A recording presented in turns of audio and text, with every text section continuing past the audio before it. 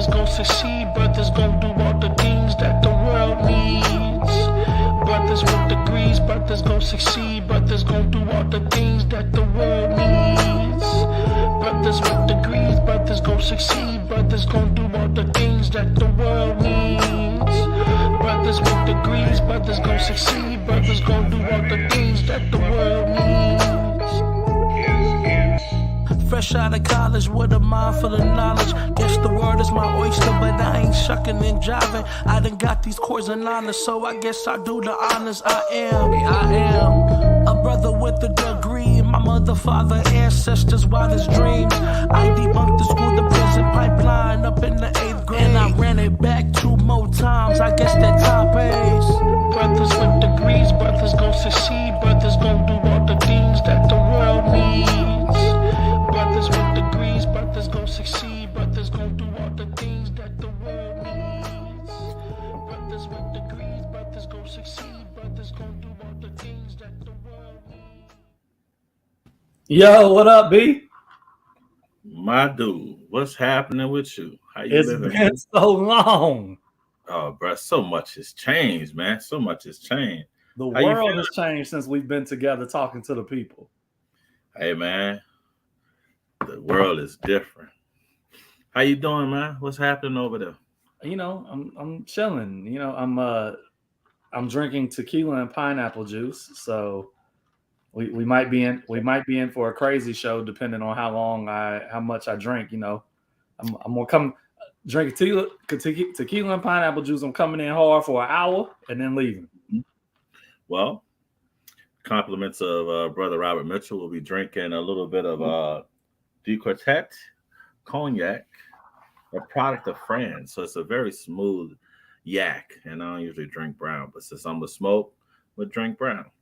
I feel you. I don't normally drink tequila, but it's been a tequila type of day. And look, let me tell you something. I got some tequila like from Mexico. Like I got it like last time I went to Mexico, Uh-huh.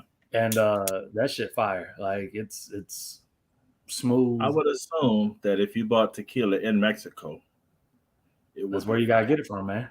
I'm talking about because that's where it's at. I'm talking about they let me hack up a I don't know what is it, a blue agave. They let me hack up an agave plant. Yeah. Yeah. You got So it's the, good. you hacked it up yourself?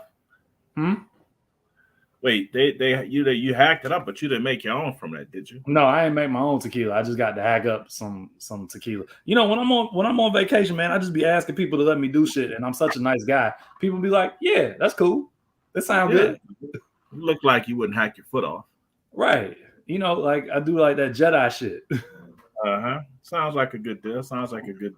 You know? Yeah, man. So a lot has changed in the world, bro. I mean, we Joe Biden said that the pandemic is over. I saw that, yeah. You believe him? Well, I mean, the nigga had COVID just like a week ago, so no. Yeah, like 3 weeks ago too. Hey, well, no, but look, let me tell you something. After catching COVID and being in like the bubble of invincibility, it's like when you used to play Mario and you got that star, and then like Mario used to light up multicolor, and it was like Mario on acid, and you was just running through everything. That's how I feel. Like Only thing that could kill you was running off the face of the earth. Right, and I knew I wasn't gonna do that, so I was in the space. I still got a little bit of immunity left, which is why I'm in the streets on Saturday with you. I told my woman, like, we got a lot going on Saturday, right? Mm-hmm. So like there's a music video being shot in my kitchen. Then the Trap Wine Festival is happening in New Orleans, which we're going to because trap music and wine, like that's like the intersection of our being as a couple. And then, you know, me and you, we doing trap. You the wine, huh? Nah, I'm the trap. She the wine. I don't know, dog. I don't know. I heard Brooks talk about some things, dog. I feel you. You know what? It might be the reverse. And you might be the. Then we doing trap bingo tonight, and then Saturday night. Yeah. So I told her, I said I'm gonna be Diddy in the morning, a husband in the afternoon, and then I'm gonna be for the streets at night. Well, I'm just gonna be happy to be able to be out again, which I've been kind of being out, but I've been being out 5-year-old being out, which means I ain't really been being out, man. So So you went So Paw good. Patrol, huh? Paw Patrol, Paw Patrol, Paw Patrol on the double. No puffs too small, no task too big. We're on the roll with Paw Patrol. Hey, I'm gonna be real though, man. Like I don't know if she up on game, but I don't know if you know this, but Bluey, I'm tired of all these cartoons, bro. Don't tell me what I said. Bluey is my nigga. Hey, man. I like the big red dog, bro. Clifford. Is it because of the Dave Chappelle joke where he? No, it's because Clifford was treated like a black man. Well, that was Dave Chappelle's whole joke. Mm-hmm. But we can't like Dave Chappelle right now. We can't. No. Remember all the stuff we said about our LGBTQ brothers? Oh yeah. So, man. So everybody glad we back, man. Trying to see who online. I'm trying to pop these numbers up. I know. Tell everybody come in. I shared on my page, so you share on yours. Mm-hmm. I have to, man. Yeah, tell everybody come in. But look, we're at a crucial point in like the intersection of the week because one, I realized it's Thursday night football. Uh-huh. But now that it's on Amazon Prime, like most people I know don't have Amazon. Well, most people I know have Amazon Prime, but they ain't watching football on Amazon Prime. It sucked. It actually sucked. Watching it on Amazon Prime sucked. Yeah. And then Atlanta is on. I think it'll be on in like an hour. Do you watch Atlanta? Nope.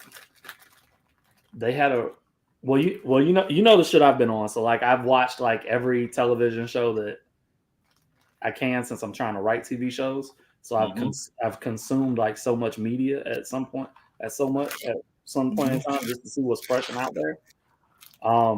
And Atlanta was really good. They had a really good therapy episode, and I was gonna send that to you in our like pre-show, but I didn't know if you would have time to watch it today to talk about it. But I mean, it looked really similar to like therapy for real, man. Mm-hmm. And it was like black men. It's two black men, so it was a black male therapist and then a black male patient. And I was like, man, like I think this is probably one of the first times that like it's been like a positive, like moving forward therapy session for black men that I've ever seen on TV, which is really cool. So, it's interesting. And I haven't I didn't reach out to the young lady, but I have a colleague who and I've seen a couple of clinicians who've talked about the problems that black men have in therapy. And I'm sensitive to everybody's opinion, but I'll give mine since they gave theirs. I think what's really interesting is that most of the black men that I know who've come to therapy are trying to do the very thing that people want them to. And that's being emotionally present, that's being considerate, that's really taking into account what's going on. And so I've just seen a couple of clinicians who were women, and they were speaking negatively about, kind of the experience for men. And I thought about it, and, man, it's a sensitive thing once again, but I was like, so the brothers are coming to therapy and now you're going to chastise them for doing the work that they should be doing in therapy. Right? Yeah. And do you know how hard it is to find like I've been trying to get back into therapy, and do you know how hard it is to find like a therapist? Yeah. They're very booked and busy. I do. Like, and look, I know you can't see me because that goes against the code of ethics, but I mean, all my shit anyway. Yeah, you just don't fucking listen. I mean, if you just listen to me, you wouldn't need therapy. I mean, actually, you listen to me a good deal, actually, if you look around right now. I have, but then the times that I don't listen to you, I just don't like the shit you be saying. And then later you be like, damn, I should have listened to you. So maybe. I guess you go through your journey, right? Mm-hmm. Hey, man, it's all good, folks. It's all good. But look, man, I ain't gonna lie. If I had therapy, I want a black woman therapist. So that there's reasons that works, right? And probably because, Jeff, you are at a point where, if we were being honest about therapy works best for people who have a certain level of intellectual inquiry to start, right? And I say it works best. And this is the reason why I say that, is because what happens is some people will begin therapy and their first run with therapy is literally just learning what therapy is supposed to be like, right? So that first therapeutic experience may not solve or really address everything. It'll give some tidbits and it'll get you going, but it's not until people really understand what therapy is like. And since I've done this work of trying to prepare Black and brown and poor communities around understanding therapy, a lot of times the questions are like centered around this idea that somehow, some way, a person sharing what's going on becomes public knowledge, right? And what's interesting enough is because if you think about it, Jeff, what usually happens in the hood and communities when you start telling people what's going on? You know, sometimes they judge you, they ridicule you. You know, all your shit be in the streets. Yeah, it do be in the streets. So like therapy is like the one place I could tell you fucking whatever. And it ain't except for you're going to harm someone else, homicide, harm yourself, suicide, or if there's someone being abused, neglected, or abandoned. Oh, so speaking of that, there's another, like, you know, I'm all in the TV right now. So there's another show that I need you to watch and put on your books. It stars Steve Carell. It's called The Patient. It comes on FX on Hulu. But I'm sure if you're bootlegging cable, you got access to it. I don't do those things, but I know. I got you. Yeah, remember you gotta text me that shit because I'm gonna forget it if you don't tell me. I will. But the premise is that Steve Carell is a therapist and he's seeing he's seeing a patient that is basically a killer, and he has a compulsion to kill people, and he wants help so bad, right? What he does is he kidnaps Steve Carell and locks him in his basement. And he has therapy sessions with him in his basement, almost like after he's killed people or when he's thinking about killing people. I haven't seen an episode of the show, but the premise seems like really, really interesting, especially for you since you are in that genre of work. Yeah. You know what watching movies about therapy is like? Doing therapy. And when I ain't doing therapy, you know what I don't want to be doing? Therapy. So, I'll check it out though, but you want to know to me, like real talk, the best scenes of therapy to me was in The Sopranos, Dr. Melfi and Tony Soprano. To me, those are the best examples of like therapy that I could see from a entertainment perspective. That held true to form for a number of things. Well, you know, they had a consultant though, like on the show. They had a consultant to like make them hold true to like what therapy really is, so they got it actually right, you know? Right.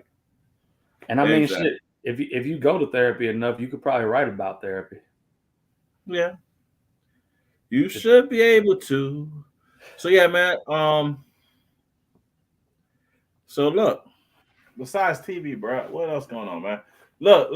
I know what I want to throw out there. So politics in New Orleans and politics around this country. What's going on, bro? I'm gonna build up to this. What you think is going on in politics? Hey man, like we're at a place. I saw DeSantis chartered a plane to send people to Martha's Vineyard, and then the former president was upset that he did this, not because of the sheer act, but because he said he stole the idea from him. which is wild. Like you never really think that would play out in like American. That's not the response you was expecting. No, especially from like a former president. You know what I'm saying? And I want to say, like, you know, like politically, right? Atlanta has an opportunity, and Georgia, the state of Georgia, has an opportunity to put Stacey Abrams in as governor. And in totality, that's going to be good for the state. Right? I don't know, bro. You don't think so? I don't know. Look, man, you know how we roll. I'm telling everybody who listen, be prepared for these folks to want to riot and have a civil war. If Stacey Abrams wins the governorship of Georgia, right? If some of these other folks get in office in some of these other states, and if Trump is already getting sued now in New York, But if all these other lawsuits come, I think these folks gonna go crazy, bro.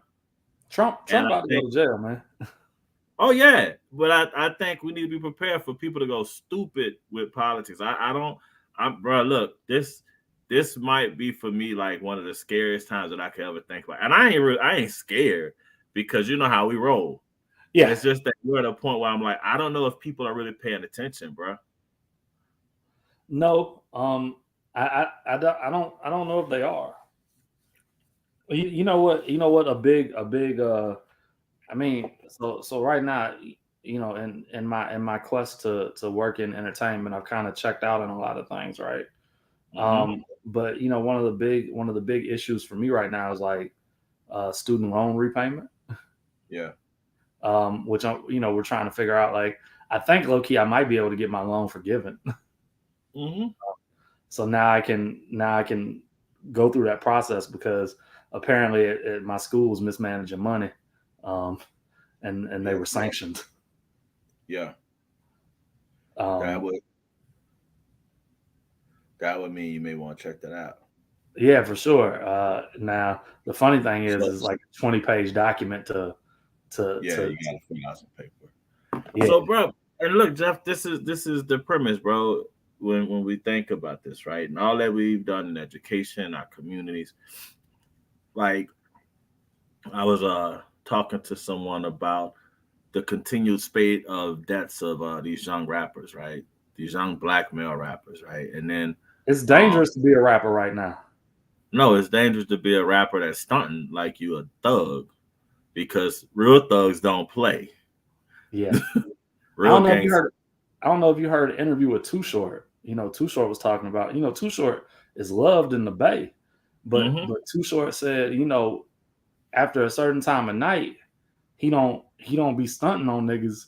He goes home and he puts on regular stuff and then comes back out. And you know what I'm saying? Like, so he understands like it doesn't matter who you are.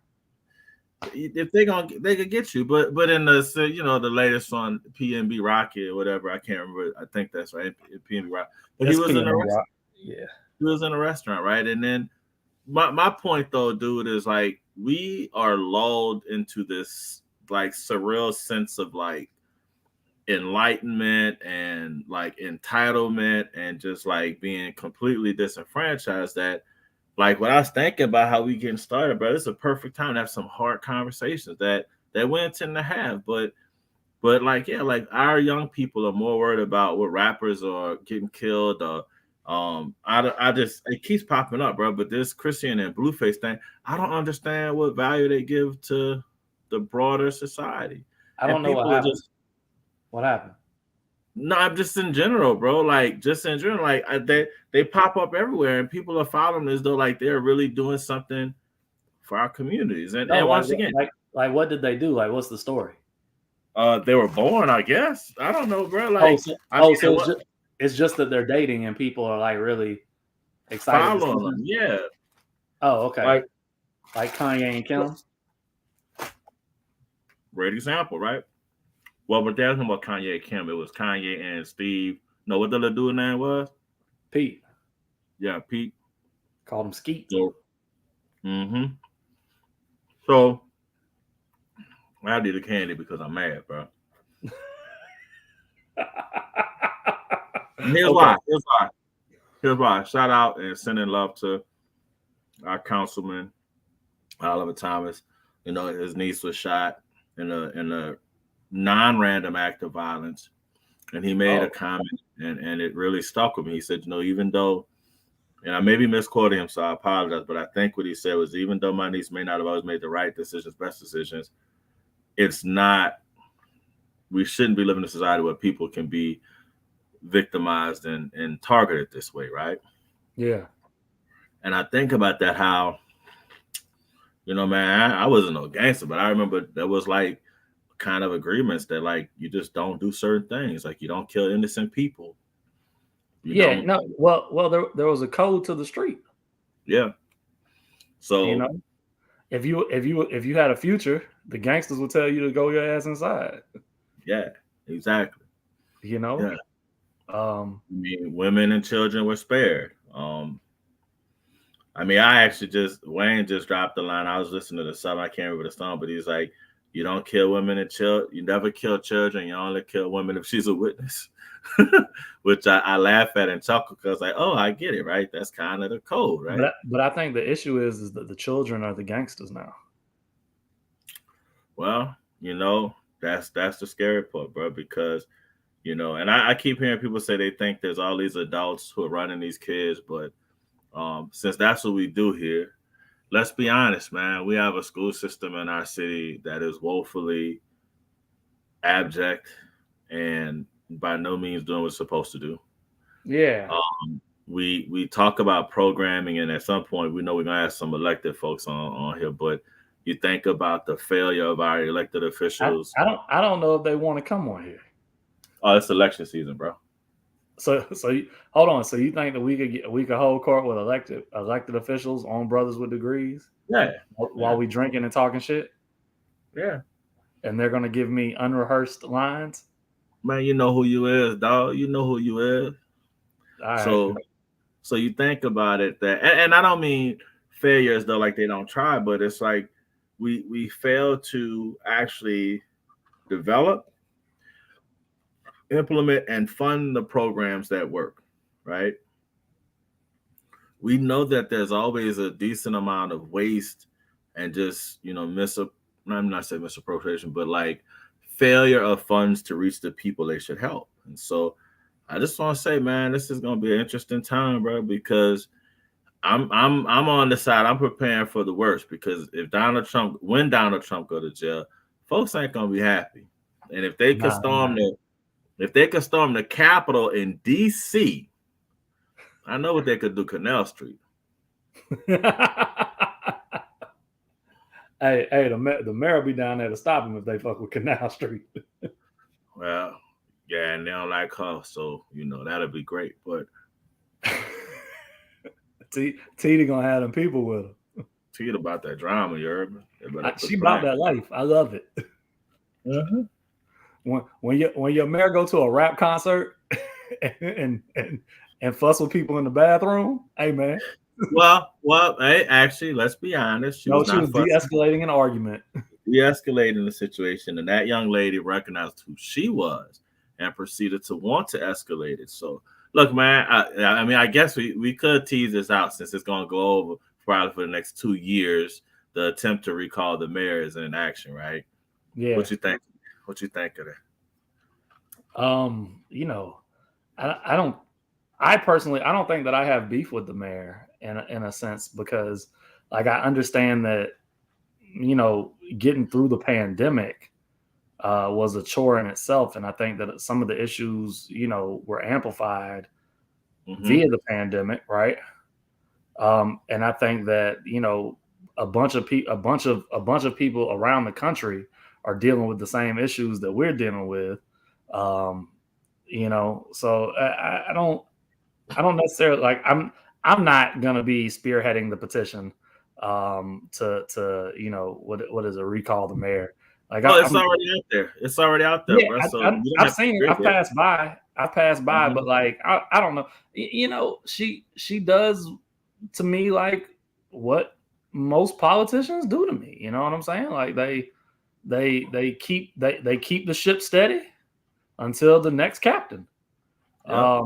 Now what I would love is, like I've told you this many a times, I would love for us to move away from the dependency on tourism. I'd love for what's Wu-Tang say? Diversify your bonds, son. Like I'd love for us to diversify our bonds as a city. I'd also, love for us to like I was telling people earlier, I think that we're in a unique position on the Gulf Coast and within Hurricane Alley to try some new energy sources out, right? Yeah. I think that there's opportunities for electric or not electric. I think there's opportunities for solar, water, wind. Like we have a lot of things that like we could potentially try and be like the forebearer of innovation.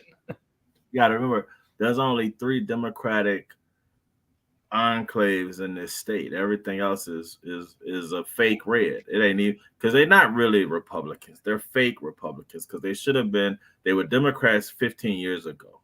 Yeah. Before George Bush became president, they were all Democrats and they were all Democrats. Now they all Republicans. And that's what Florida got. Florida got Charlie Crist running. I think he a Democrat now. Florida got Charlie Crist. Well, he was a Democrat when he ran. The problem was, if you remember, and this is still one of the problems of politics, Republicans for some reason tend to be able to move massive amounts of money. He was a Democrat when he ran, but the first time he ran, he had switched from Republican to Democrat. Yeah, but remember, he was when he was governor, he was Republican. Yeah. Yeah. So he switched to Democrat after the craziness, and when he lost and he ran as a Democrat. That's when he learned that DeSantis out Republicaned him. So my word for Donald Trump, and this is why I think the likes of Lindsey Graham and all these other guys, Donald Trump white man to America. Donald Trump did to America what white men was doing to black folks and Native American brothers and immigrants for so long. And I think that's why they can't say nothing, because they literally would be calling themselves out. So Lindsey Graham continues to just play fool for Donald Trump, right? I mean, dude, Bill Barr, right? An attorney general, someone who should vastly be way more intelligent than Donald Trump. Now Donald Trump got people thinking this guy is a fluke, is a fake. And it's like, dude, you were attorney general for like 3 other presidents. Well, now look, I'm gonna be honest with you. Michelle Obama had a phenomenal quote that she said when she sat at the table with people, she realized that they weren't all that smart. So just because they hold the position, it's a lot of like nepotism and quid pro quo. But I still don't think Donald Trump is smarter than most people. I think he's a great con artist. No, but I'm saying that she said most people aren't that smart at the table. I know. That's what I'm saying. I think Donald Trump was a great con artist. And so for somebody like Bill Barr, these other folks who drunk the Trump Kool-Aid, I think in their mind, they're like, yeah, I'm smarter than this guy. And then he outsmarted them. And so now they cannot publicly say, hey, the crazy guy who sat in the back eating glue outsmarted me. So now they have to pretend like, no, we're this is the right thing. Well, like when you think it, like con man is the short term word for the phrase, as a short term for the phrase. It's actually confidence man. That's the literal term for it, is confidence man. And if you really think about it, like if you look at old interviews and all that stuff, that's who he was. He was a confidence man. Like that was it. He's like when he was doing speeches, this motherfucker is cutting WWE promos. Like he's like talking to the crowd like they're Vince McMahon or Stone Cold Steve Austin. like they're getting in a fight. Yeah. So and remember, go deeper with the confidence man. It was building confidence in who though? It was building confidence. Well, he was trying to build confidence in you. Making you think that you were smart enough and strong enough to do everything that he said. You got it. You can do this. Like exactly. I know you can. I know you can.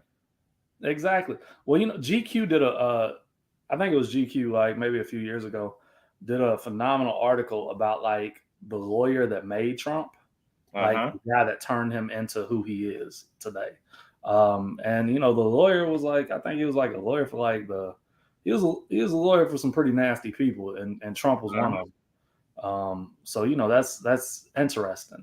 All right, yeah. So look, we've let this white man dominate our black space for far too long. So we got bro. We gotta tell the people what's out. Bro. I'm starting to see. All right, I'm telling y'all, be watching, bro. Watch the news a little bit, see what's going on, bro. Because I'm telling you, if these people get what they want, it's going down.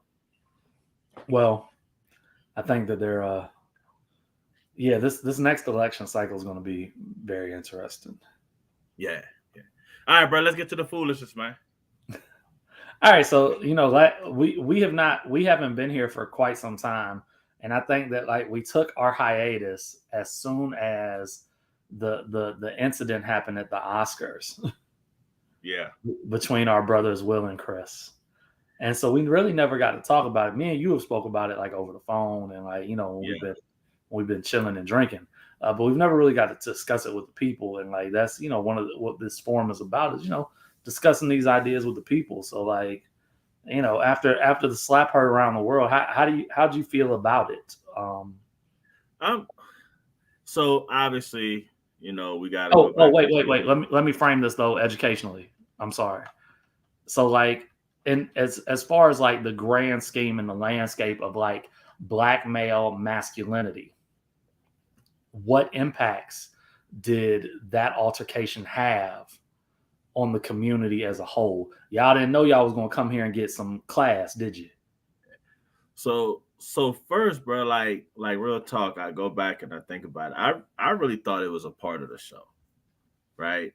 I'm thinking these are two guys who are, you know, pretty decent comics, you know, comedians, and they got good history. Like, I was like, this would be a great storyline to kind of play in and kind of roll with that. Right? I saw how people were freaking out, and I was like, nope. Right. Well, I'm not paying that much attention to it, my G. So I'm kind of like, okay. And then when I'm in. Right. So then I'm like, when I see what's popping, I'm like, oh snap, he really done went off and smacked the shit out of Chris Rock, right? So, you know, the deep dive for me is the fact that we saw two Black men really experience the pressures of being Black in America. Mm.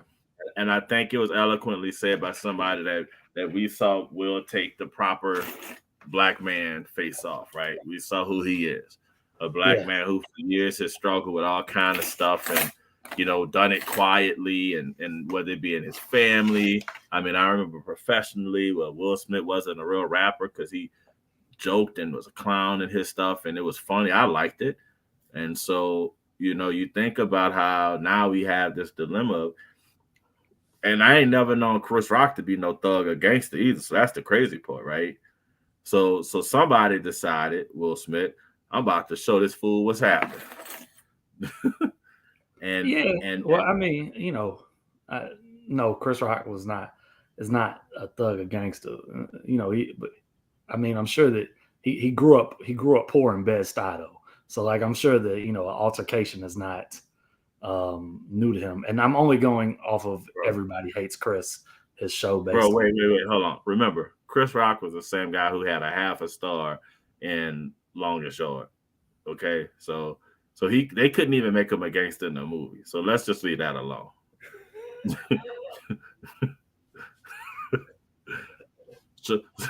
Although I understand that, but I'm sure that this was not his first physical altercation in life. I think it might have been the way he talked about it. Like, I mean, he was hurt, right? But he talked about it in the way of being hurt. I was like, yo, he done felt this pain before. I know that the comedy special is going to be wild. Like, I can't wait for that. So, like, I know one thing.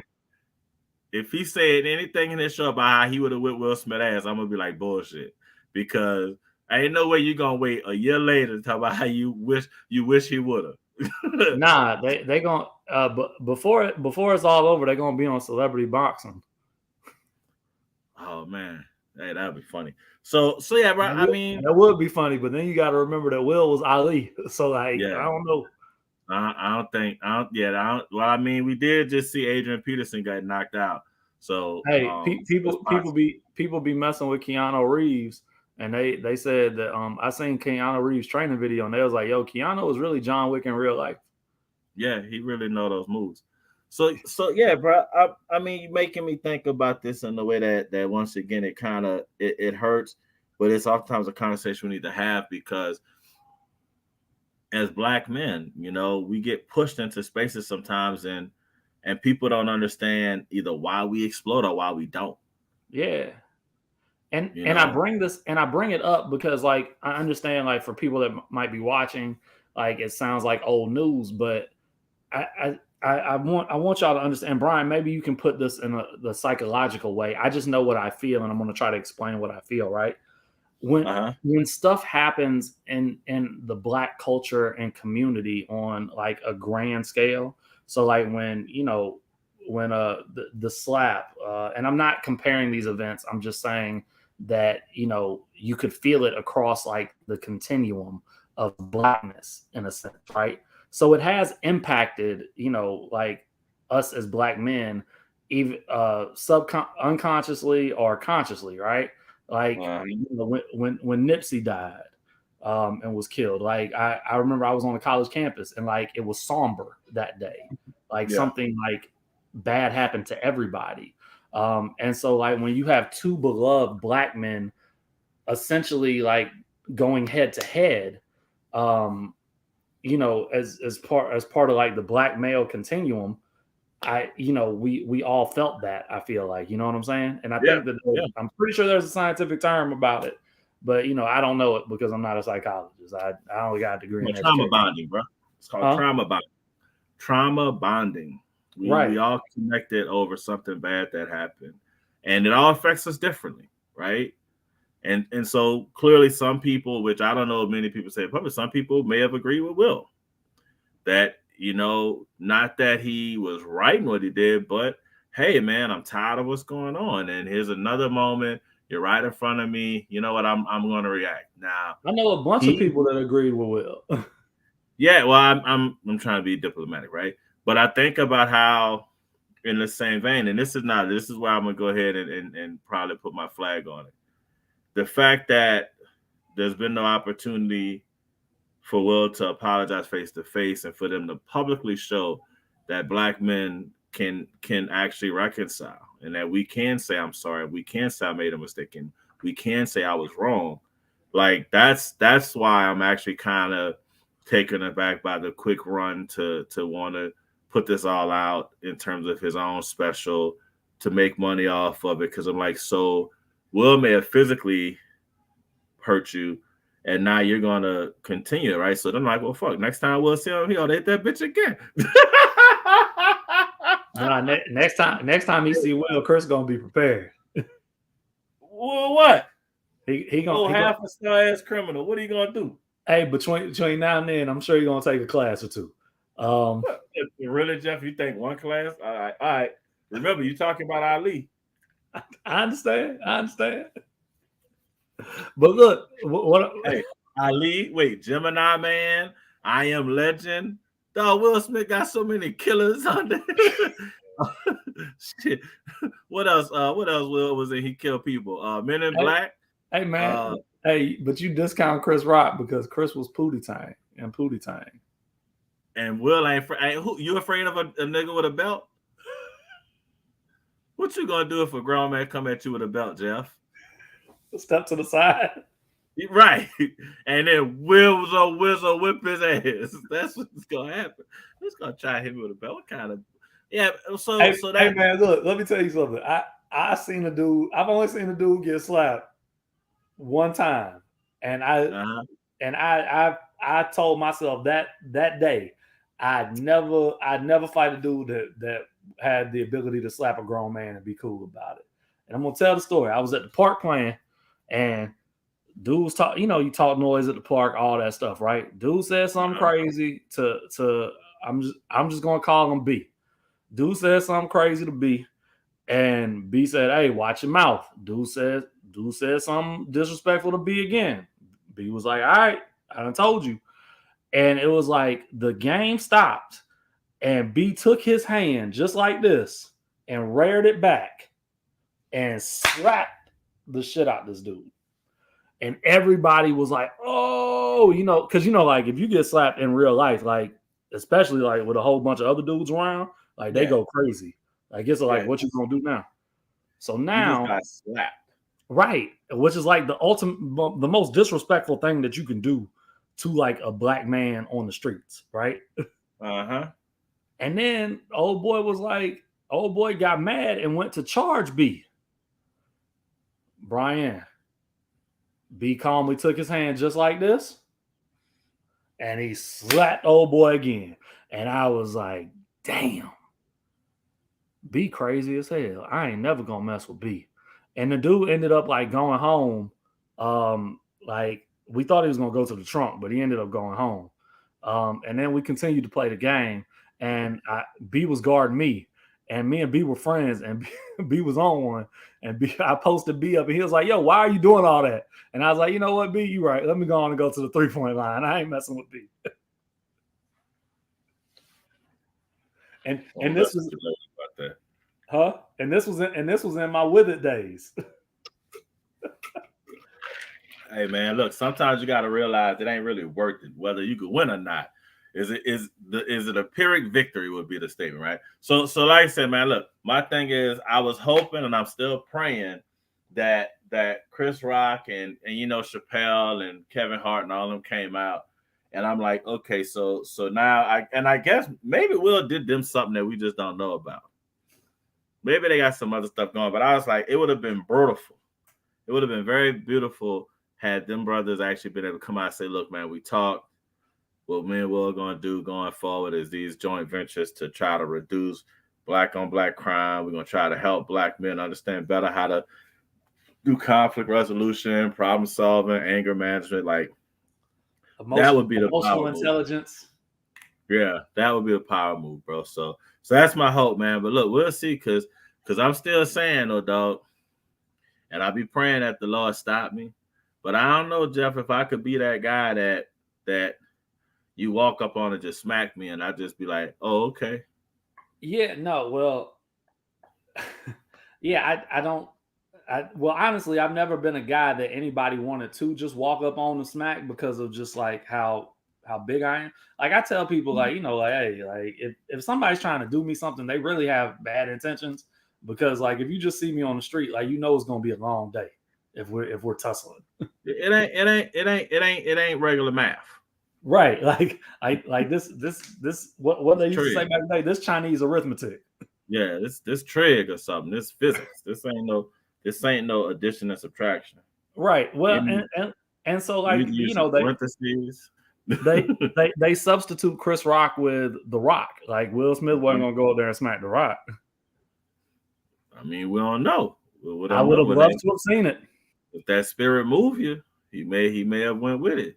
Nah, and look, that's another level of commitment to what Will was experiencing. If he was willing to run at The Rock like that, that would be a very interesting assessment to once again evaluate and think about what Will felt. Well, and I'll tell you what he felt, because I watched stuff like leading up to it or whatever, because I was really like enthralled with Will Smith's life to an extent, because actually, growing up, we had some similarities in like our parenting structures, right? So I was like, oh, well, that's kind of like how he is, why he is, right? But where we deferred on is he always felt like he was a coward. Yeah. Like even and I think because of who my dad was, I never really felt like I was a coward. I always felt like I was a soldier. You know what I'm saying? Yeah. Like at any given moment, and Will, like, so he had the opposite effect. Same type of like, father figure, but opposite effect.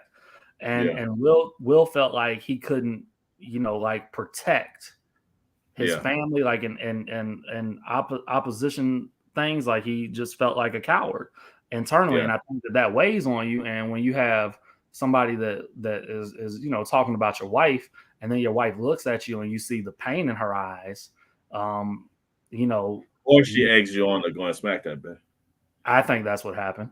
And she and you get up there and you're like, all right, I ain't gonna be a coward today. Like so Will wasn't smacking Chris. Will was smacking his demons. Will was slapping the shit out of his daddy. That's what was happening. Will was slapping his daddy. Will was slapping Tupac. Will was slapping everybody else. August Alsina. Will was slapping everybody. And it just so happened to manifest into Chris. Yeah, because Chris becomes identifiable target at that time, and it's easy. He's standing here, all that kind of stuff. Yeah. So I don't know, bro. I mean, look, dog, like that's above my pay grade. But I would have liked to have seen, because me and my wife talked about this, and like when you're a couple, you always like, well, what happens if we're in that situation, and like I would have liked to have seen his wife kind of quell the beast that he became that night. You know what I'm saying? But how could she? She's the kind of provocateur. Yeah, well, I think that's an issue in itself. You know, you don't, and this, I guess this segues into our next subject. But you know, you pick the person that can calm your wildness, not fan the flame to the fire. You know, Yeah. in That's regards to, what, huh? that's what some may say. Some people want to unleash the beast. Yeah, but it's not healthy. It's not healthy living like the beast all the time. You know what I'm For saying? who? For who? Everybody, even Yeah. you, like it deter. Like think about Mike Tyson. Oh yeah. Like in Mike's heyday, Mike was the beast all the time. Yep. So And you also bring up something because there was all of the leaks of conversations where Jada talked about Will not necessarily pleasing her sexually. Will talked about it as well, and then there were just all of these kind of conversations around whatever inadequacies or whatever kind of kind of issues they were having, and I'm like, yeah, like then he is being provoked, right? It's the how many times can you poke a bear in the cage before that bear gets out that cage and wants to tear stuff up. So like I said, man, I mean, I'm always down for a good, a good smacking, but the reality of it is that don't help us, bro. So to the question, I gotta say, man, Will did us a disservice. I think Chris Rock could have got a whole lot of points and still could have done his comedy show. So yeah, we made up, but that shit was fucked up. Like he still could have. I don't know. I think that there's probably going to be a sit down with Oprah in the future in her garden and shit with avocado and pear trees and figs and all that stuff. That looks. You know who get them back together? We need to call in President Obama. That'll be the person that mediates it. It'll be the Obama. It's a list of people. It'll be Oprah, Obama, maybe LeBron James, Magic Johnson. Something like that. All right. Let's rock with that. Let's rock. All right, we got hopes. All right, bro. Let's talk about this other foolishness you want to bring up, man. To get us started. Well, I have to ask this off question. Does the Will and Jada situation further your deep dive into the polygamy waters? I don't know, because I don't know the details of their relationship.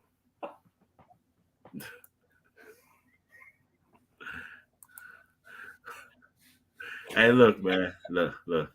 All I'm gonna say is this, dog. Like, I'm not a polygamist. I am single. That's all I can say, man. I ain't got nothing else to say. Like Bill Clinton, I am not. I'm not a polygamist. I am in no relationships with multiple women at one time. So look. Heard it here first, ladies and gentlemen. So this Lori Michael B thing, right? The idea that she left Michael B. Jordan, right? It sent brothers into a tizzy, it empowered sisters. So you run with it first, bro. Let me let you get your cracks on. But what do you think, bro? What do you think? Does Lori leaving Michael B empower women to not fall into patriarchy, or is it something else? And if it is, what is this other thing? I was about to say, well, you don't know what Mike was doing behind the scenes. I think oftentimes we see, and you don't know either of them. I don't want to say just Mike, because like I like Michael B. Jordan. Hope to work with him one day. But like you don't know what's going on behind the scenes, because like we live in like a jaded fishbowl because of Instagram and TikTok. You know what I'm saying? Like people let us in. People let us in how they desire to let us in, right? So right. We see the grand gestures, the big gestures, which in relationships, are important. But I would cite that what is maybe more important is how you interact with the person on a random Tuesday.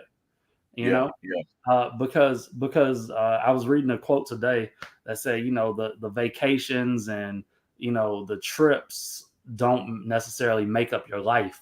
Right. How your wife greets you at the door every day makes up your life, and that's what Yeah. life is, and that's the part of life that we're living, right? So we don't know that what was going on between the two of them that caused what seemed to be a perfect couple to split. And honestly, if it was, Lori Harvey, because I think she's like 20, I don't know, she's like 25 years old. 25, and Michael B. Jordan is what, 35? Right. So, getting married at like 25 is like leaving the party at 9 o'clock. Yeah. So to me, this also highlights some of the issues that I often get pulled to talk in. Shout out to Reagan and Kimba, the early show, WBOK 12:30 a.m. I'm not going on tomorrow because I got work to do and I got other stuff to do at my house. Tell them I'm always available. They can hear you. Talk about relationships. So one of the things we often talk about is like the whole idea of like picking that partner, right?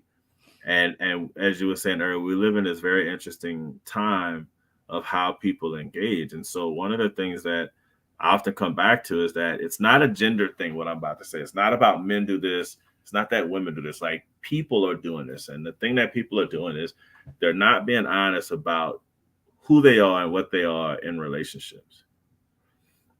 I had the privilege of doing a talk on campus at Xavier in regards to being prepared for relationships. And it was interesting. At one point, we asked the question, how many of you all want relationships? And probably about 85% of the student body in the room said they were ready for a relationship.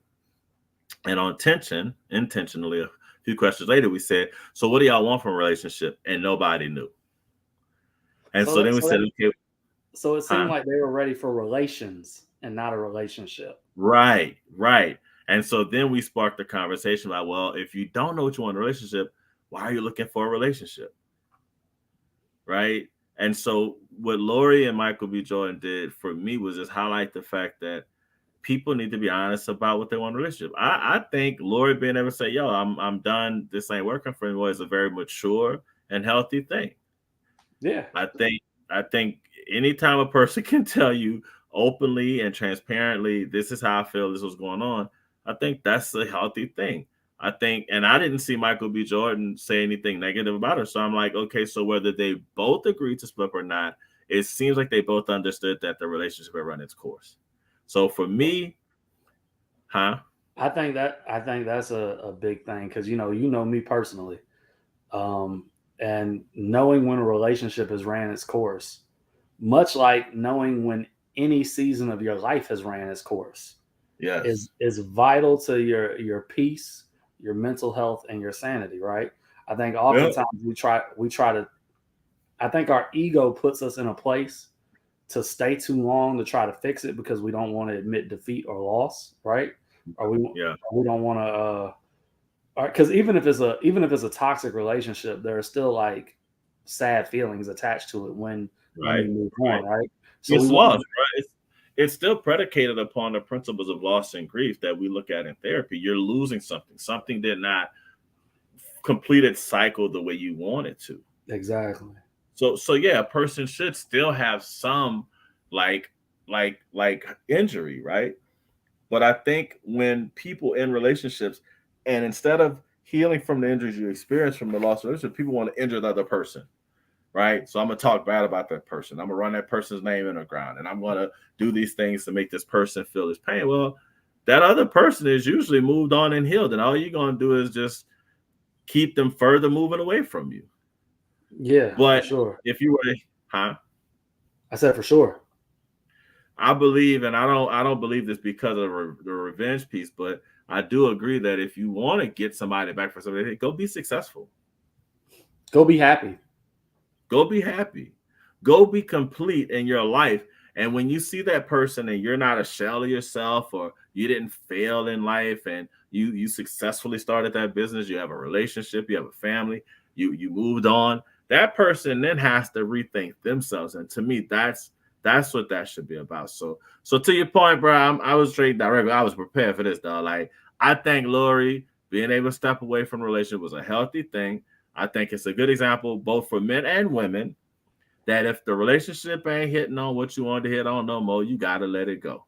No matter, and this is what I want to drive home, no matter the status of your partner. Oh, yeah. Because if it's not healthily feeding your soul and your mental, like it's not worth staying. All right. Yeah. And that's with situations too. Like we often do that with I guess a whole bunch of people that's gonna go to work tomorrow that ain't happy at work. Yeah. Right. And you know what, Jeff? Wait. There are certain circumstances where, yes, if you're not happy, you may endure because there's a higher kind of need, right? But most people in relationships don't have that issue. Yeah. Most people do not have to stay in a relationship. So I like the comparison to the work situation, but we both know oftentimes we work in jobs where we no longer are being fulfilled. No, you need that check. You need that check. Whereas you don't need to sleep next to the toxic mofo. You don't need to be engaging with someone who's not healthy, as you said. So stay in a relationship longer than you need to or should or have to. That's on another level. So I just want to put that little distinction. I want somebody to think, well, Dr. Benjamin said, stay in a relationship because it's like a job. No, that's not what we're saying. What we're saying is there are situations where you may have to stay. So like, yeah, if you just ain't got no money because you ain't got no money, you got to stay in the house. That's fine. But it's okay to go sleep in another room and let that person run and lay down that this is the rules of how we're going to engage. We'll be respectful. You know, please don't bring anybody home since we know this is over. I won't bring, you know what I mean? Like there's ways to be respectful. I was telling people to quit their job. Yeah, I know. That's what I was trying to not, bro. We ain't all the way out the pandemic yet, dog. And look, even though we got some low unemployment numbers, don't get people quitting their jobs, dog. Hey man, it's a tough world out here. Don't quit your job. Yeah, don't quit your job. Stay at work. Well, unless you me, I was supposed to quit, but everybody else, y'all stay at work. Yeah, but you quit. You got work to do. So yeah. I be doing stuff. So I will say this though, because I still don't know why the hell you had to put polygamy in my polygamous agenda, right? I really think that you said it like you have a polygamous agenda. That's how you wrote it.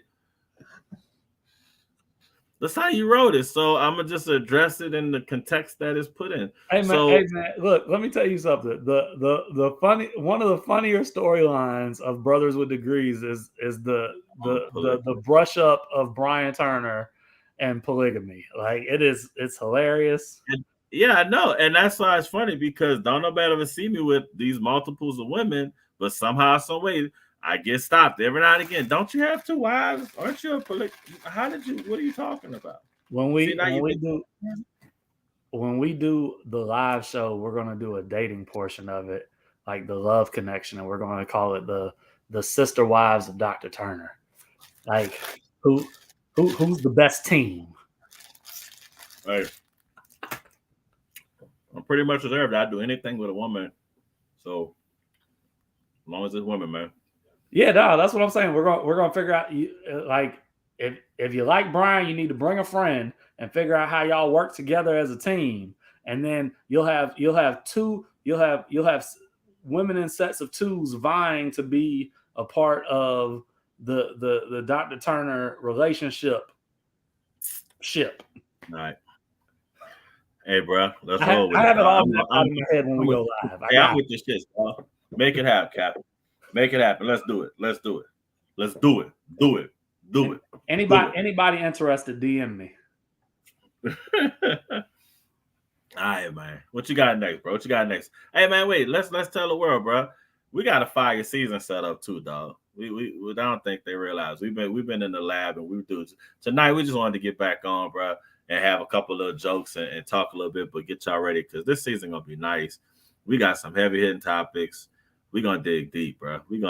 So y'all been driving us, and we've been wanting to do this. So, and we vying to take Brothers with Degrees to the next level. So y'all make sure y'all stay tuned. Make sure y'all share and like. Make sure y'all tell people. Share a commercial. We're gonna put the dates out. We're gonna put the surprise guest list somewhere, and maybe you'll find it, or maybe you just have to tune in to see what's going on, man. But this season gonna be fire, bro. I'm excited, though. I'm excited. I got buku cigars. I got buku liquor. We good. And look, my goal is for us to do episodes together in the same room. Yeah, we could do that now. You know, and also I need a liquor company to sponsor us because it's getting expensive to buy liquor for the show. Yeah. Well, You know what? We need to hire that old girl. Well, she do wine though. If she did, I can't do wine doing this. I gotta feel all the way. What man? Look, go to the next Hold place. on, wait. So we can't drink wine in a room together? Yeah, we can. We can. No, that wasn't my point. I was saying I didn't want to drink wine because I wanted to be in full mode. If I drink wine, I'm probably not going to drink a cigar. I'm probably just want to chill and sit back.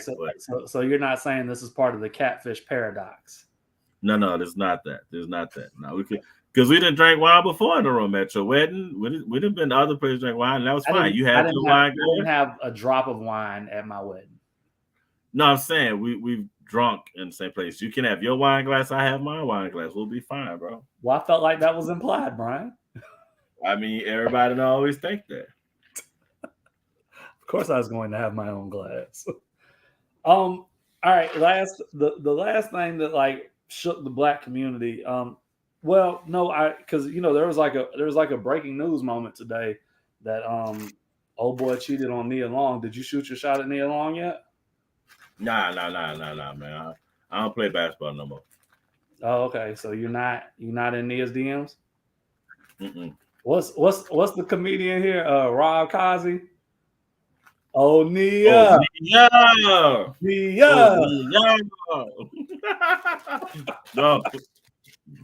Hey, Brashon. Hey, man, I cannot wait for him to do that joint. Yo, he has shout out to him, man. He has a movie coming out, as a matter of fact. Did you know that? Yep. Yeah. I think it comes out this weekend. It's playing at the Broad Theater. Yeah. He didn't pay me for any promo, but it's called The Unhitched King. Like, go check him out and support him, man.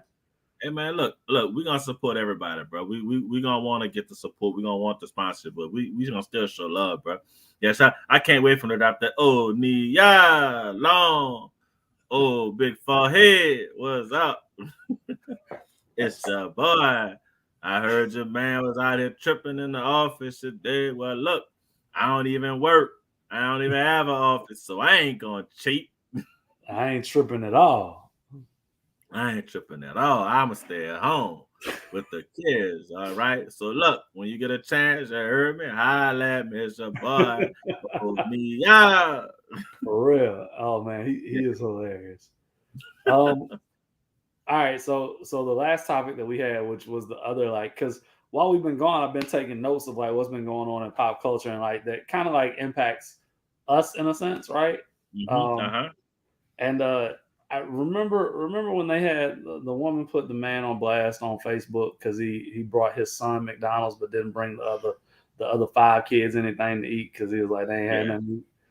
So like in that situation, and we later found out it was a hoax, was a ruse, was a setup. But what it did do is it did rile up real emotion from people. And there was beef.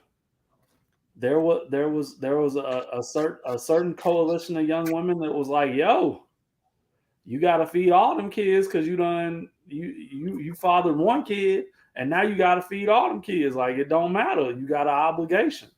And then it was another coalition of men that was like, nah, I'm just doing for my baby. Now what he should have done in the video was he should have took his, like if he really wanted to be like that, he should have just took his kid with him and like y'all would have got something to eat, right? Yeah. That would have been cool. But if he really wanted to be fly, he could have just ordered Little Caesars for everybody. So look, that's why I kind of felt like I knew it was out off the rip, right? So first off, how did he find out his kid wanted to eat, and that somehow that messed me up? Because if his kid had a phone, then ain't no way. Because dog, how many times, bro, growing up, man, look, people used to bring stuff to the door. People used to bring stuff to our windows. My mama never knew how we was getting certain things in the house, right? That's true. So my thing, That's true. So I don't know how she found out that Pops was bringing the food to the kids. So I was already a little worried, right? But then the second thing is, like you said, if you call to tell me my kid hungry and I bring them food, but then when I get there, you talk about I was supposed to feed everybody. Well, you didn't tell me that everybody's hungry. Because honestly, Jeff, a real man, if you say, hey, look, I'm in a bind, the kids are hungry, I can't leave, would you stop and get something? Because on the flip side, that could easily be a reciprocity later on. Look, I got this. Can you do this for all the kids, right? So I was kind of worried, bro. But what I do say is this, right? And you gotta remember, there's the inverse relationship. So just like there was many women talking about, yeah, he should have fed all the kids. There's a lot of women said, no, she was wrong, and he shouldn't have fed all the kids. And there was some men who's like, nah, I'm a real man. I'm a real man. I'm about food for everybody. Whatever, bro. So, the camps are split into 4. But what I think about was what you saw was like people, and this is actually a very interesting like social psych experiment, right? You give people a scenario that is emotionally charged. Yeah. And then you see how people split into what they believe. Yeah, they go, it's like 4 corners. They go into their little corner. Exactly. So and just like boy with the what would you do? Yeah. But here's the issue. You ready for this? This is where us as a community get messed up, and just people get messed up in general, right? When you have that emotionally provocative topic and the emotionally charged like scenario, right? You retreat to your 4 corners, and there is no possible way to get you to come to another corner at all, or even the middle. Like you put your tent up and you dig in oftentimes, right? Right. And so like us as a people, man, we gotta figure out how to fight through that. Like how do we fight through digging in and closing our minds? Like how do we receive things with like an open mind and an open heart, or be willing to be swayed? I think if it was me, like I'll tell you where my tent is, I would have probably fed everybody. You know what I'm saying? But I got 4 kids. When one of them hungry, all of them hungry. So that don't. Well, right. So you have a circumstantial and lived experience that will shape and color your perspective, right? Exactly. But what about that father who, as much as he's tried to be in his child's life, as much as he tried to be a guy, that co-parent ain't really been nice. So he doesn't have that same incentive to engage in a vulnerable, transparent way, because he's so used to, and even some women are so used to being manipulated and then still being called a bad guy. So I don't think it has to be one outcome. I think in a lot of the circumstances, go back to what we just said about dating, just to say about politics, we got to find a way to get people to be okay with taking and putting their guard down, at least to have the conversation, right? Yeah. I can't, it's kind of like when the Bloods and the Crips had a truce. The stipulation was nobody can come in here with guns. Nobody can come in here with weapons, right? That way, everybody is literally in here naked. Nobody has to drop another. Nobody can do anything to anybody else that we can't control. It's strictly y'all sit over there, you sit over there. There's enough space in the middle. Nobody should be able to move. We're going to have a conversation. But you don't know if that person, and I don't know if you remember this, but one of the key things they talked about why, like in etiquette, you were supposed to keep your hands on the tables, because the belief was if you have your hand under the table, you might have a weapon, or it's a sign of respect, right? Yeah. So the point is that we can't get people to come to the table and put their hands on top of the table, Jeff. That's true. Think about we in higher education, bro. How many times we talk about trying to work with our colleagues who are supposed to be doing the exact same mission-driven work, and we get into a meeting and everybody got their hands under the table. Like, oh shit, you ain't tell me it was a gunfight. So now I don't sit down and I'm on edge because I'm just waiting for you to draw down on me. But if we go back to the scenario of the young boy and the dad, right? Like even if the dad just gets food for his kid, right? And that child brings food in the house, it now creates a divide that child has to live with. Well, and once again, Jeff, that's why I said there's so many layers to that, right? You got to think about that, and it could be a temporary divide, but it could be long term too. Like that breeds like a whole nother level of resentment to me, you know? Right. And Jeff, think about it. It could be that maybe the mom knows that, and that's why I said, to me, I was worried after looking at a couple kind of things. I was like, yeah, this just don't seem like how life really happens. Because once again, if you're the mom and one child is hungry and you call that child's father, if you didn't have enough gumption to say, hey, look, I know I'm telling you this, but right now I don't have the means. Or look, if you pick it up, I'll give you your money back. Like there's so many different ways that could have been addressed. And as I say, the fact that somehow he only knew his son was hungry and he only brought food for that one child, how is he supposed to know that kids are hungry? There's I think his son texted him. Well, we don't know because it was a hoax. That's the whole point. Is that like? And once again, okay. So say your son texts you. Well, then if that's the point, then it's like, well, he didn't tell me the mouse was hungry. He didn't ask for anybody else. That's true. So that's why I said, bro. I think there was some things in and out. Once again, could that happen in real life? Yes, because we can't predict. But I think if I was the mama, I'd have called all the men and been like, "Yo, we hungry, and we would have ate for a week around here, buddy." So I also think about this too. Is that mom, if this is real life, mom should be upset with child and say, hey, look, that's wrong because your siblings need to eat too. And while it's fine for you to call your dad, like, I want you to think about how they're going to feel because maybe she can get the food, right? And that's fine. But I think that's a part of mom and dad should engage that at that point. Say, hey, look, that's not appropriate. We don't want these kind of problems. And excuse me, that's how that should go, bro. But yeah, man, look, I think that hits at a very big thing right now, man, because I don't know if anybody's ever done this before, but if you want to see, to me, Dr. Turner's eyes, why society sits in the seat it does is because our family courts are tearing families apart. My personal experiences in family court as a co-parent, as a expert witness and testimony for several clients, what I've seen in family court lets me know that we can't even get our legal system to get it right about how parents should take care of the kids.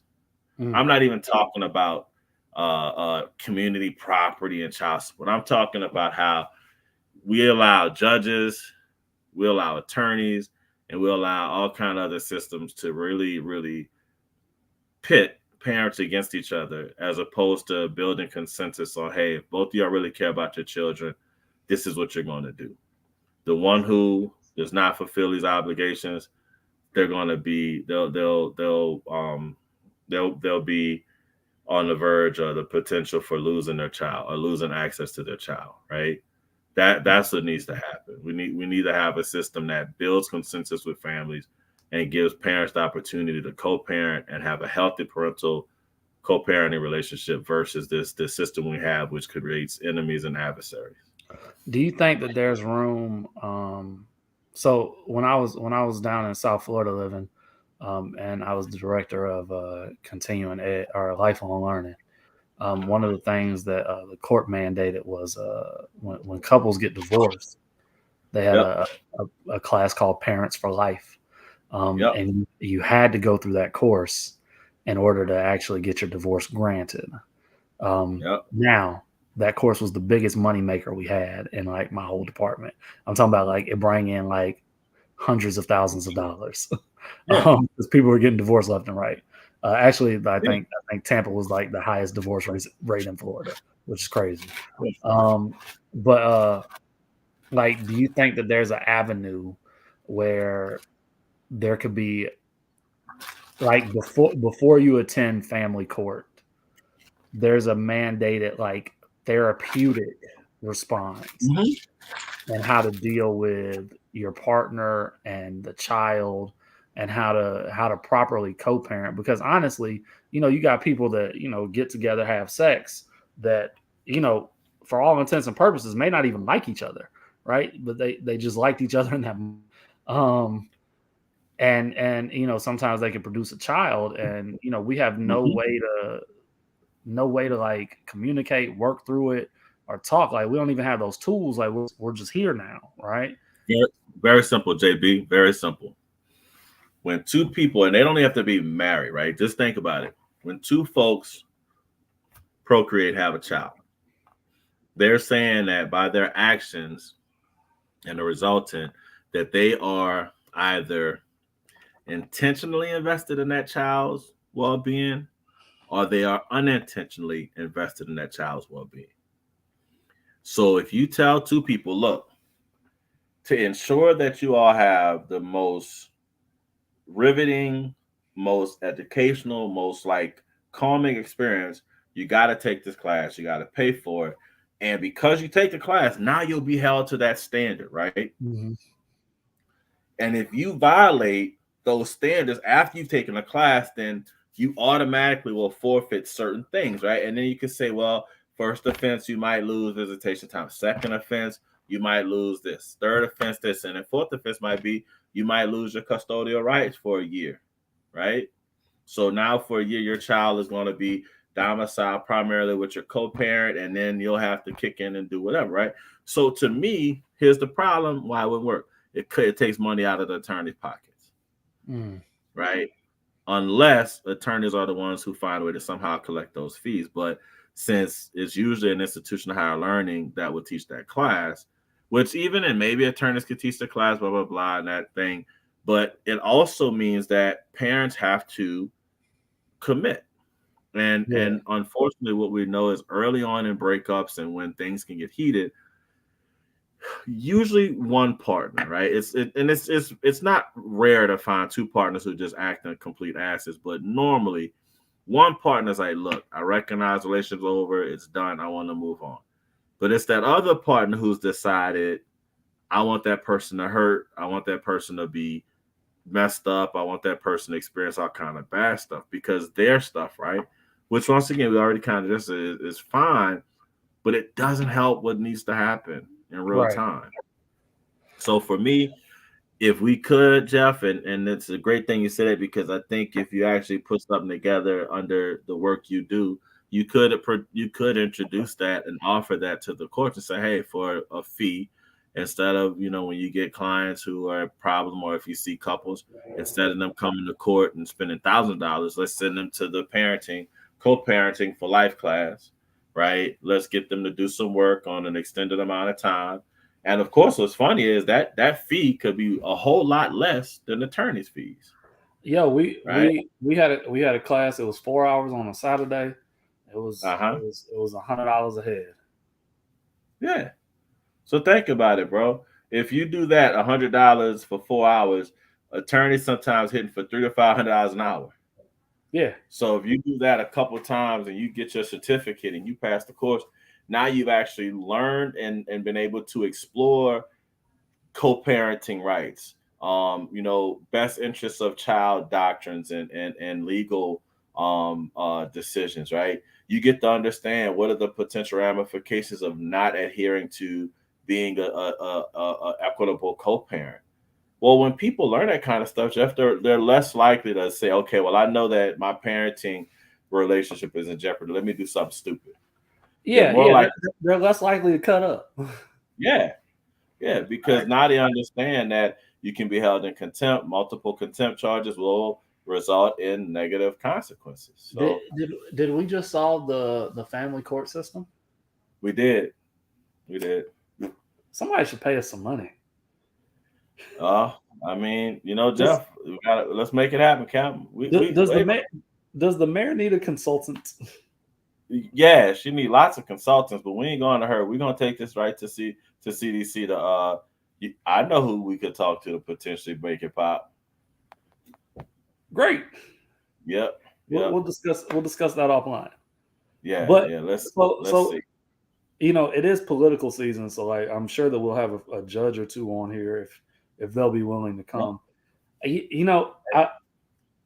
For all the people that's out there listening, if you live in the New Orleans area, I'd love for the mayor to come on the show. I'd love for TD to drink some whiskey with us and smoke a cigar. We'll do it in person. Hey, man. Santa Claus is a black man. Hey, man, look. So look. We got a few more minutes, dog. Let's get to this last thing, dog. What was the last thing? Didn't we cover that already? No. This is Nia. We just talked about the Rob Kazek potential DM jump. So look, I've seen a lot of stuff in the last 2 hours about people asking, how could he cheat on Nia Long? I saw an eloquent response by Kev Griffin, Kev 2 Cent, where he talked about all too often, once again, we want to say that the person who cheated was wrong and bad, and how could they do so because Nia is bad and she's fine and she's attractive and she's this, right? Mm-hmm. But I'm with Kev, bro. I don't know why he cheated, dog. And it might not have been him. Maybe it's something Nia did. Yeah, I mean, like, you know what people should really reference. Is not this instance, but they should really reference the Amber Heard and Johnny Depp situation. Like, you don't know who the hell a person really is outside of their celebrity, their fandom or whatever. Like, you don't know what the content of that person's character is. Like, bro, if you would have told me that Amber Heard was shitting in Johnny Depp's bed, saying that it was the dog, I wouldn't have believed you, bro. That's just awful, man. I wouldn't have believed it. That was just awful, man. So look, what I think is interesting too about the Nia thing, right?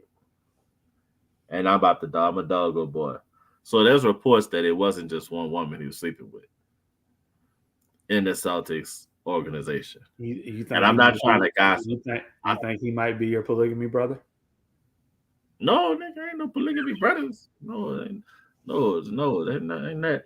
No, what I'm joked about is this, right? And I'm not trying to gossip. I'm just going. These are all internet reports. These could all be fallacious, salacious, and completely erroneous. But what I'm saying is, if he was the Ebony Humper, Nia didn't know. Like, how she didn't know? How Nia didn't know he was the Ebony Humper? Like dude. Nigga said Ebony Humper.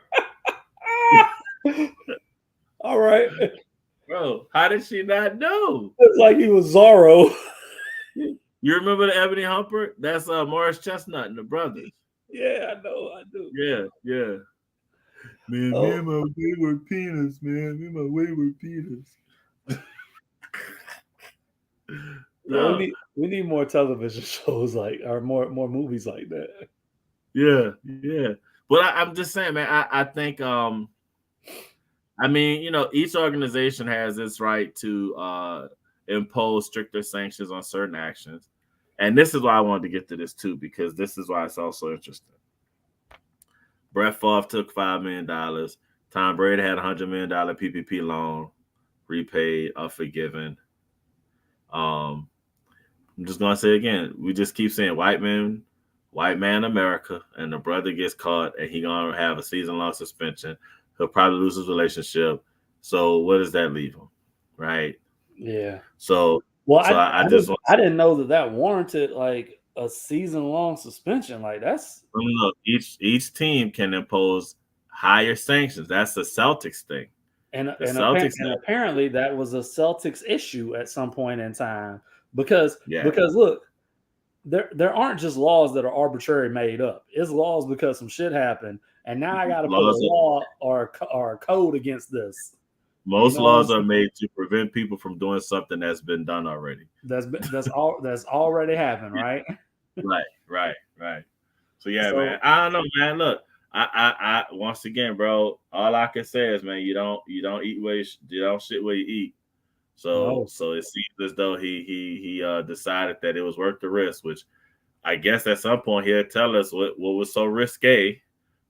but yeah, I don't know. I don't know why he took on there. I can't believe it was worth the risk just to, honestly, at this point in your career, you're at the height of your career.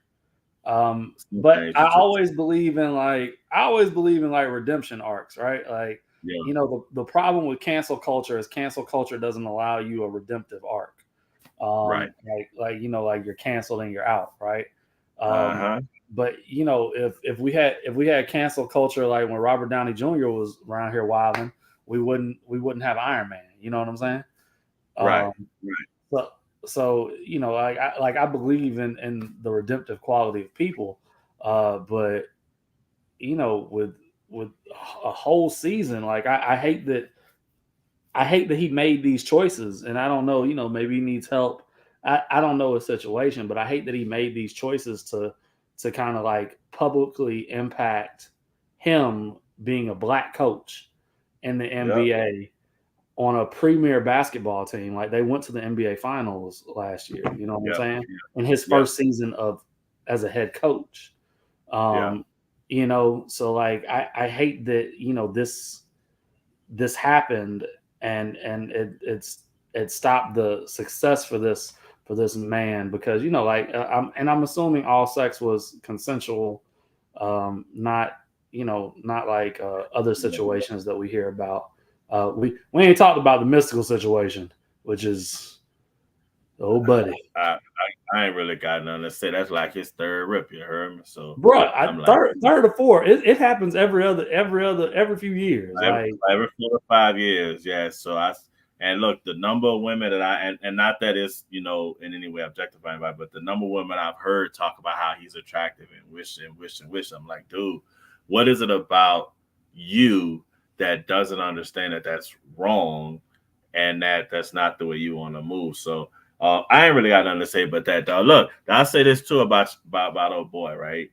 Which I think there's a spot of entitlement that may play out, and that entitlement is something that we have to think about with our kids today. Too many think that because they are anointed by somebody somewhere that they can just do what they want, and so I'm a little worried that maybe our man's kind of picked up or gave off a little bit of that entitlement energy, thinking I could just kind of do what I want. You know, I wish people would understand that it doesn't matter how it doesn't matter your anointment in life. You still owe the village. Yes. Right. Yeah. And when I say village, I mean community, right? Yeah, so you still owe the Black community, and for people with the anointment, the transaction is different, right? Like depending on your anointment depends on, you know, what you owe. Like your bill is based off your talents. You know what I'm saying? And like how you service the Black community. You know what I'm saying? But at the bare minimum, we all are like the standard bearer. Yeah. We all have to accept that we hold up the village in our own way as well. We cannot abdicate our duty to the village. We can't, especially publicly. Right.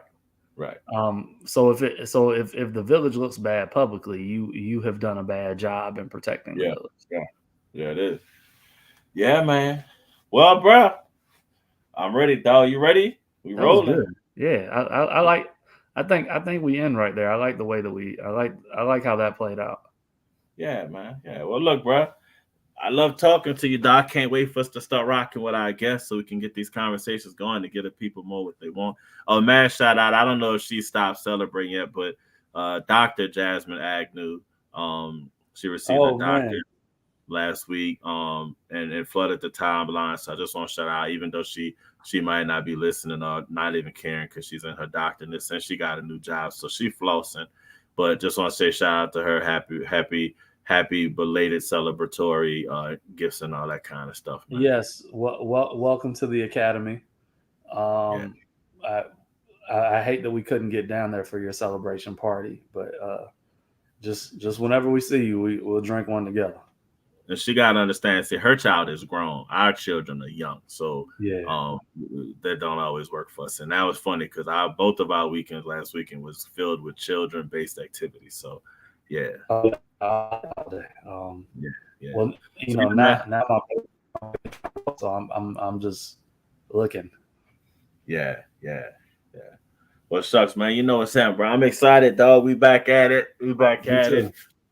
I feel good, bro. Good to see you, man. Good to see the people. I think folks have kind of joked on us to go catch whatever happened with the football game. But let's do our thing, bro. We'll be back in 2 weeks, man. Y'all be looking for us, right? Yep. Right, and look, how we end it. If you bring the drinks, we'll bring the conversation.